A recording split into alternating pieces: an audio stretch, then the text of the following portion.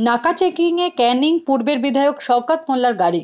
রাজ্য জুড়ে চলছে ষষ্ঠ দফার ভোট গ্রহণ। সপ্তম দফার ভোটের আগে দক্ষিণ চব্বিশ পরগনার বিস্তীর্ণ এলাকা জুড়ে নাকা ম্যাজিস্ট্রেটের উপস্থিতিতে ও নির্বাচন কমিশনের নির্দেশে লোকাল থানার সহযোগিতায় চলছে নাকা চেকিং।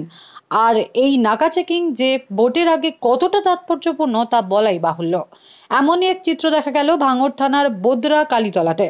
প্রতিদিনের মতোই কালীতলাতে ম্যাজিস্ট্রেটের উপস্থিতিতে চলছিল নাকা চেকিং, আর তারই মধ্যে চলে আসে বিধায়ক শওকত মোল্লার গাড়ি সহ বিভিন্ন আধিকারিকদের গাড়ি। কোনো কাল বিলম্ব না করে নাকা ম্যাজিস্ট্রেট পুলিশের সহযোগিতায় বিধায়ক শওকত মোল্লার গাড়ি থামান এবং বিধায়কের গাড়ি সহ সঙ্গে থাকা অন্যান্য প্রশাসনের আধিকারিকদের গাড়িও চেকিং করা হয়। অবশ্য গাড়িতে আপত্তিজনক কিছু পাওয়া যায়নি।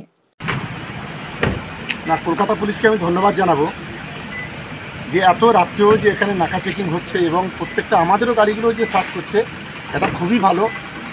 কারণ বিশেষ করে যারা সমাজ বিরোধী, তারা বিভিন্ন যে অস্ত্র সাপ্লাই করে, বিভিন্ন অর্থ সাপ্লাই করে, সেইগুলোর ক্ষেত্রে অনেকটা অন্তত সাধারণ মানুষ অনেকটা নিরাপত্তার সঙ্গে থাকতে পারবে এবং সমাজ বিরোধীরা এই ধরনের নাকা চেকিং হলে তারা অন্তত ভয় পাবে।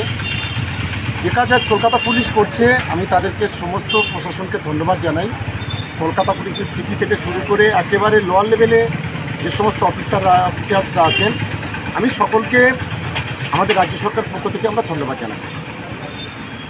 দক্ষিণ চব্বিশ পরগনা থেকে বাবলু প্রামাণিকের রিপোর্ট, দুর্নিবার বাংলা নিউজ।